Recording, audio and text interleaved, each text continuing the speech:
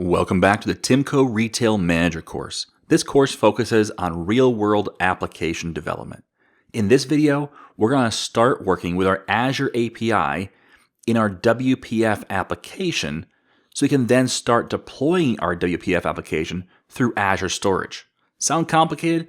It's not going to be that complicated, but we're going to see how to do that. We're going to hook up our WPF application, but instead of running against our local API, we're going to run against our API in the cloud in Azure.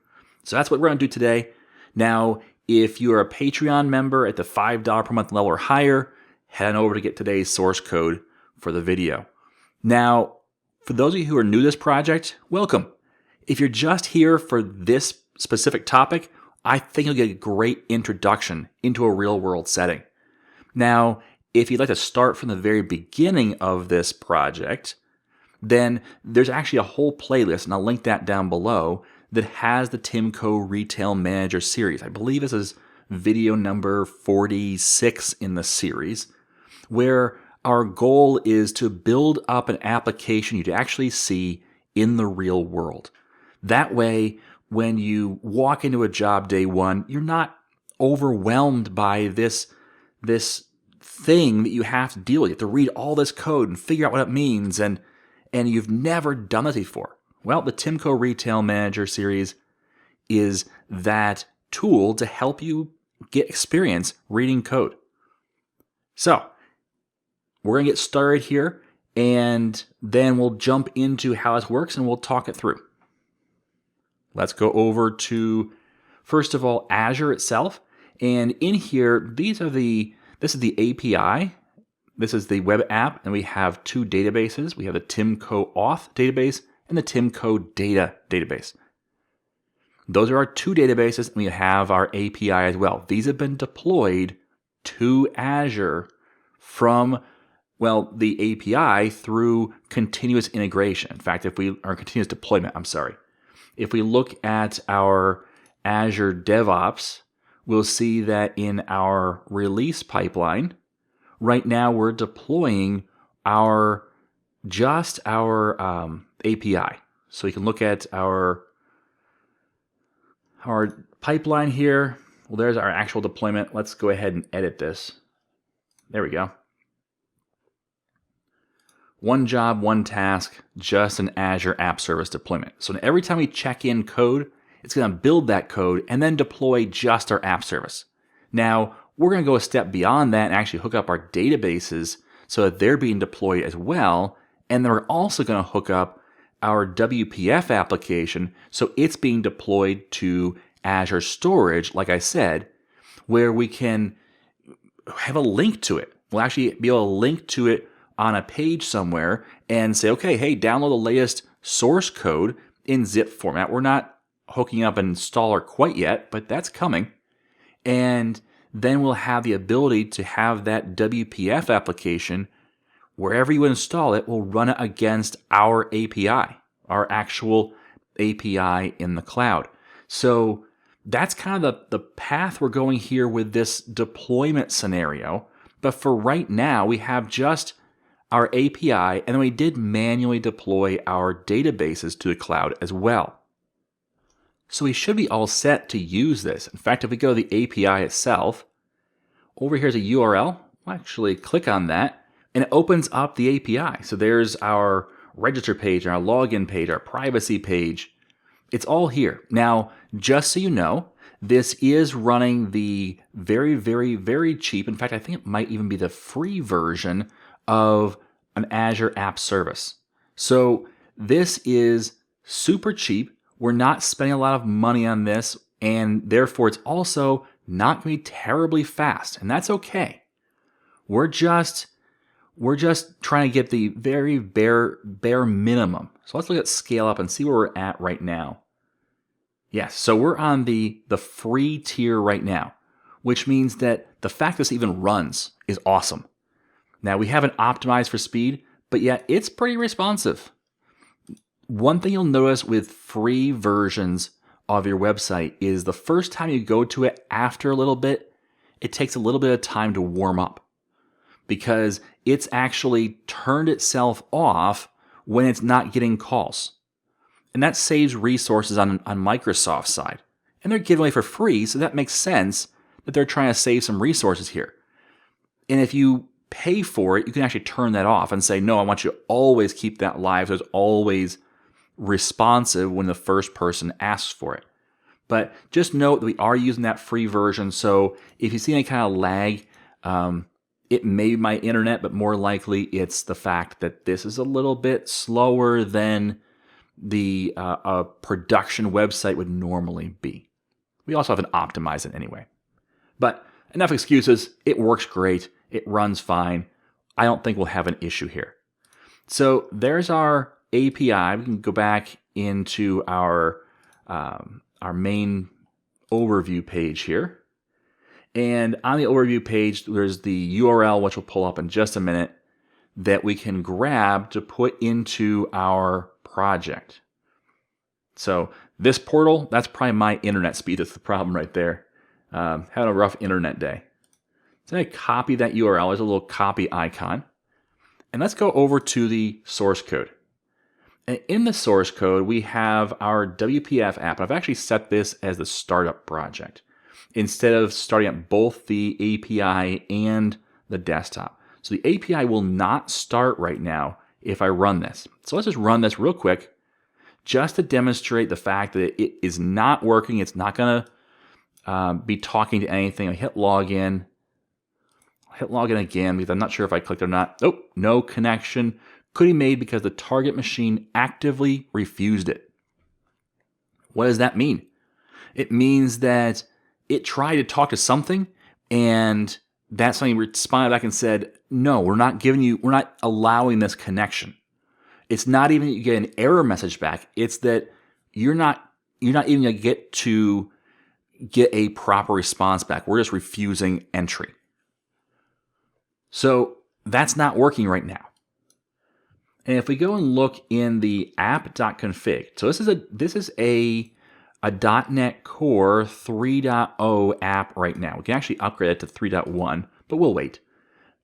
This is a .NET Core 3.0 application, and yet we have an app.config. We haven't moved over to the appsetting.json file. We're going to do that at some point. But for right now, app.config still works. We can still use it. And that's one of the beauties of how this upgrade process went, is that we're still using the old way because the old way still has value and stuff in there that we need. And the system goes, okay, no problem. We will handle that for you while you transition over. And we haven't finished transitioning this particular file because it all works. We'll get there. But for now, it's lower on the priority list.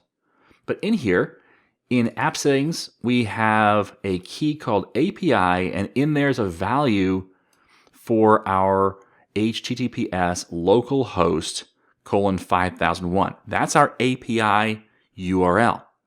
Well, that's not going to work if you want to talk to the Azure API. Instead, what we want is this. And we need to put that quote at the end. So there's our API URL. So it's timcoapi.azurewebsites.net, and that is HTTPS. So let's start this up. And the one thing we have to change is, because it is on the web, I did change the password from our super secret password that everyone knows to one that's actually more secretive. So this is one I have not given you. And if you went to the URL right there, you could get to my API. You could see it, but you can't log in because I've changed the password. Please don't try and do a denial of service attack against it. I'd appreciate that. But you can go to it. That's fine. Let's go log in. And it logs right in. So we're logged in. We see batteries. What I did was I put these two entries in here so we had something. Remember when we did the process last time where we kind of did a project review and started up again? One of the problems we had was we didn't have any products in the database. So we had an issue there. Well, not anymore. I actually solved that for us. Let's go to user management. And hey, there's a whole bunch of people in here who've registered themselves. Interesting. So it seems that other people are trying to log into my site and create their accounts. We could probably turn that off, but we don't have to because they have no rights. Even though they've logged in, they have no rights to see anything or do anything in my API. Only Tim Corey does. And I could say, you know what, let's add manager to Tim's role. And now Tim is a manager as well. I could come down here to Bob at bob.bob. And I could probably add something to Bob's role, which interestingly enough, I can't. There's nothing in there, those roles that I could add. Nothing to remove, sorry. So I can add a role to one of these people and give them some kind of permissions. I'm not going to, but I could. So that's all there was to connecting to our API to use it. The fact that it's out there, it's allowing those connections, and we can just point to it and use it. Now, there's a couple of tricky bits I want to cover, and that's why I want to do this video, because it's not all just going to be that easy when you do it. And one of the reasons why is because of that setup process. The fact that we deploy the databases, but we still had to do some work. Remember last time we went to SQL Server Object Explorer, and in here we went to our database, which was the TRM data. We went to products, and we had to go into the data and actually modify this and add those entries. Well, that's something you have to do in the cloud version as well. But you may ask the question, well, but how do you do that in the cloud? Well, fortunately, the SQL Server Object Explorer allows you to do that very easily.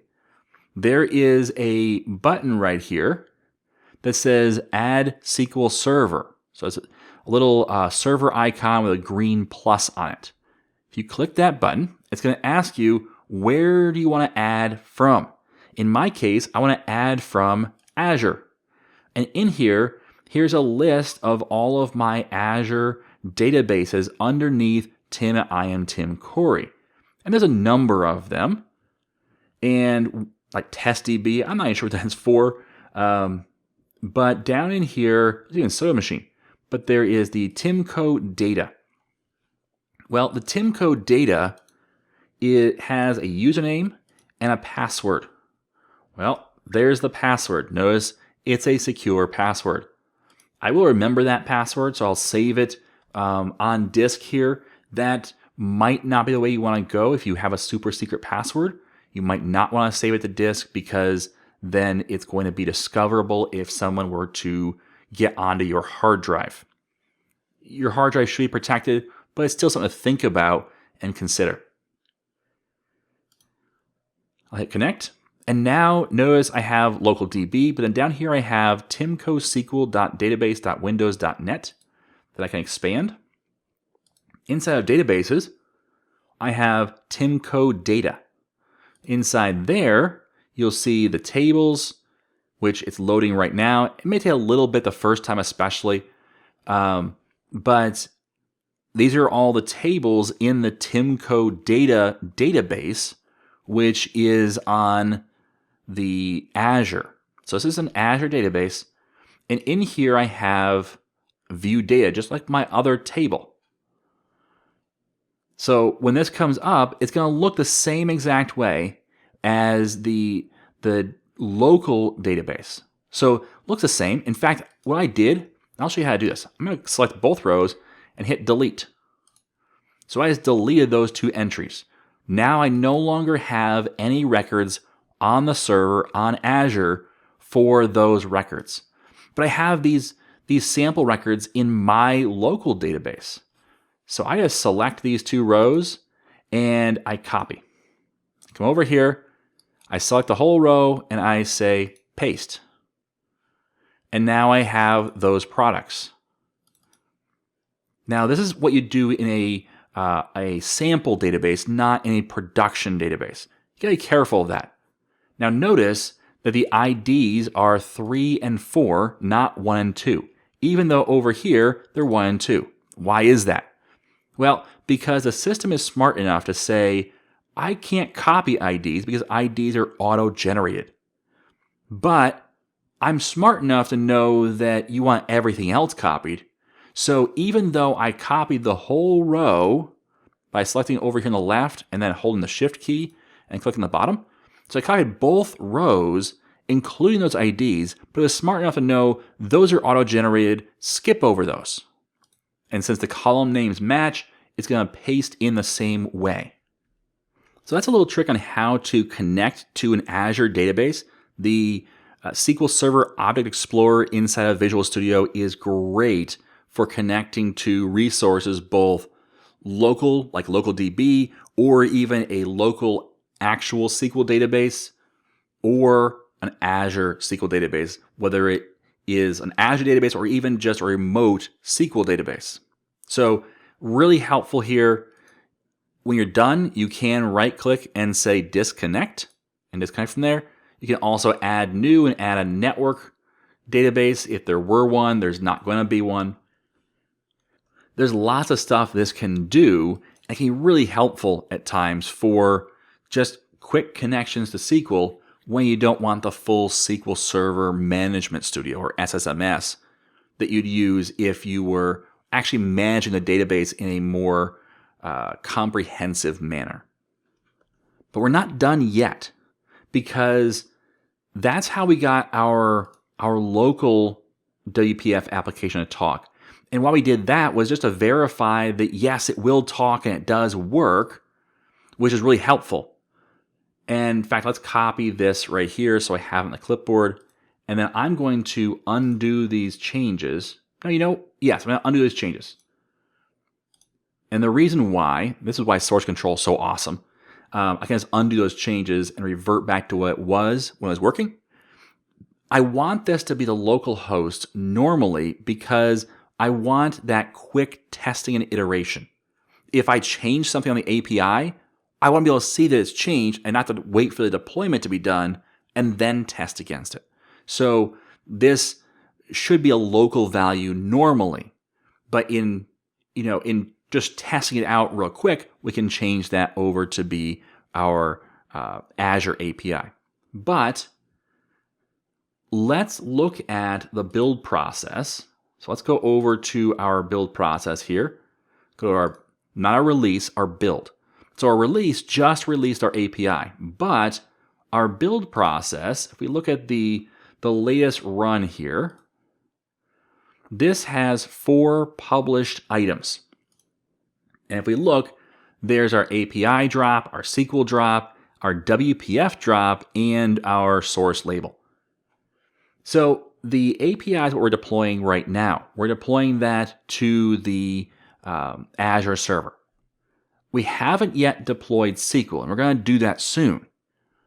We also haven't deployed our WPF application, but we do have this. Notice here's all of our DLLs, including our executable for TRM Desktop UI. So let's do this. This ellipsis right over here for more action allows us to download this artifact. So this is the last time the application was built. We can download this artifact, which is a zip file, and it's going to open up this file right here, which just has a folder in it called WPF drop, which inside of there has our exe. Don't just try and double click the exe right now, because it's inside of a zip file. Instead, we're going to back up one folder, and I'm going to pull a location up over here, the C demos, and just drag this over. So now it's going to extract that to the demos folder. Now we can run this exe. Let's minimize this. We can run this exe. And if we do this, we're going to get this Windows protected your PC. It's say, hey, it's an unknown app. And that's because we're running an executable file from the web that doesn't have a certificate that says this is valid code. And you don't want to just run random executables because of the fact that you may be running a virus. And so Windows Defender is saying, hey, you know what? No. You're trying to run an executable and that thing's not signed. We don't know who built it. We don't know who stands behind it. We just know it's a random executable. Now we know who built it. We know that it's okay, but our computer doesn't. It's trying to protect us. In this case, you only have the don't run button. It appears. But there's a more info here. So the more info says the app name is TRM Desktop UI. The publisher is an unknown publisher because we have not used a code signing certificate to sign this to say that yes, we are a valid publisher. Now, code signing certificates are not cheap, and unless you're going to be doing production applications, you probably don't want to pay for one. Unless your boss is going to pay for it, cool. If you really want one, I would encourage you to have a production application ready or close to ready before you buy one. But if you want to, that's great. But in our case, we don't have one. So what do? Well, since we expanded and said more info, we now have the Run Anyway button. This is saying, you know what? If you're really sure, then okay, let's do this. So Run Anyway. Now my antivirus did scan that file while we were waiting, and it didn't find any viruses in it, so it's going to allow it to run. I hit log in, and I'll wait. And I'll wait. And I get the no connection could be made because the target machine actively refused it. Doesn't that sound familiar? It should. You know why? Well, because we're pointing to localhost. In fact, if we were to boot up localhost, we could actually make this work. In fact, let's do that real quick, just to prove this is the case. Let's right-click on the API and set as startup project and launch the API. So the API is going to launch on port 5001. There we go. It's launched. I minimize this. Log in again. There we go. We're logged in.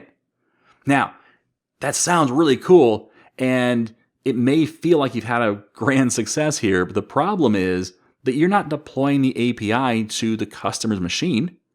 So localhost doesn't work across the internet. That only works on your machine.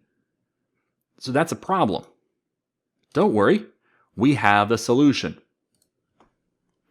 There's a file here called trmdesktopui.dll.config. If we open that, let's open it with Notepad++. That's our app.config file. Notice the local host right here.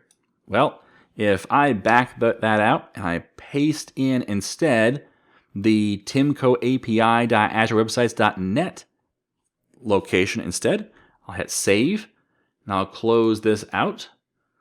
Let's open this again, and just to prove this, it says press any key to close this window. I closed it, it's gone. If we go to Visual Studio, it's not running. This is not on. We can even set this back as the startup project. So it's not on. If we run this now, well, first of all, if I try and log in, bad request. And the reason why is because it's the wrong username and password. There we go. We're logged in. So now this exe that we're running is from our build process. This is what gets built in the build process. It is talking to our Azure API, which is running in the cloud. Now, you could, if I gave it to you, you could download this exe file, this drop right here, and you could run this against the server. So it's no longer tied to my machine in any way once you update the config file to point to the API, which I think is really cool. The fact that we have a WPF user interface that's running on a machine that is talking to an API that's somewhere else and it's getting its data. That's kind of the ultimate goal, because now this can be deployed anywhere. We can create a deployment package, and you probably will. We can create a deployment package and have it deployed somewhere, and it just runs. The only thing we have to do is we have to make sure that we update the config file to have the right URL in it. which really what I want to do first is change over to the appsetting.json file instead. Because that, I think, is a better option for making sure that we have good communication and have all the latest and greatest stuff to talk to our config.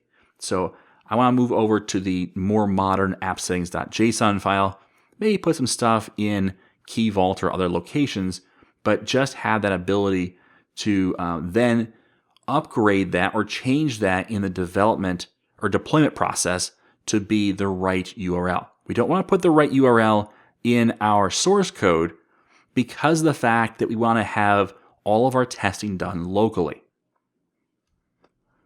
Now, why do we go through all of these steps? Why was it important to first test it in Visual Studio and then test it again with the downloaded source code? Why is this an important part of our process? And the reason why is because our eventual goal is to have this deployable in an easy manner and automated. We're currently in phase 2 of the TimCo Retail Manager. So the phase 1 was building our .NET Framework projects and then converting them over to .NET Core. Phase 2 is about doing some modifications to the project, but mainly about doing the automated continuous integration, continuous deployment process, among other things. And so that's what we're going to try and do, is get to that full CI/CD process. But I would encourage you, don't just try to build your CI/CD pipeline without testing every single step along the way. Otherwise, you build this elaborate system that doesn't work. So right now, we have tested that our WPF project can talk to our API, both the local version, the local Visual Studio built version, and the version we got from our continuous integration piece. Now we know what we have to do for this piece to get it ready for deployment. All we have to do is change the config file, really, or we're going to change over to that appsetting.json file. But either way, we have to modify the configuration to point to the right API. But that's it. Then we're ready to deploy this, unless we want to build it into like a MSIX file or a Squirrel file or a ClickOnce file, something like that. So, which we probably do, but we're going to take it one step at a time. And now we've verified this next step. We're all set. We know how to talk to our Azure, so we can go into SQL Server, Object Explorer, and talk to our Azure SQL database and make sure that's set up right. We know how to modify our app setting file and make sure that's right. And we know how to get our built files, download them manually, and make sure that they run after modifying the config file. So we're all good. We're all set to go. And we have some direction of the things we need to do next. We need to deploy those databases automatically. And we need to update to an appsettings.json file for our WPF project. And then we need to put that into continuous deployment, where we modify the URL and then deploy that to a location we can download from. We also need to look at what we're going to do for kind of packaging it, whether it's MSIX or Squirrel, ClickOnce, or whatever, or MSI file, whatever we're going to use. So that's it for this video. We've gone over a number of different things I want to touch on to make sure that you're comfortable where we're at so you can start moving on to those next steps. Thanks for watching, and as always, I am Tim Corey.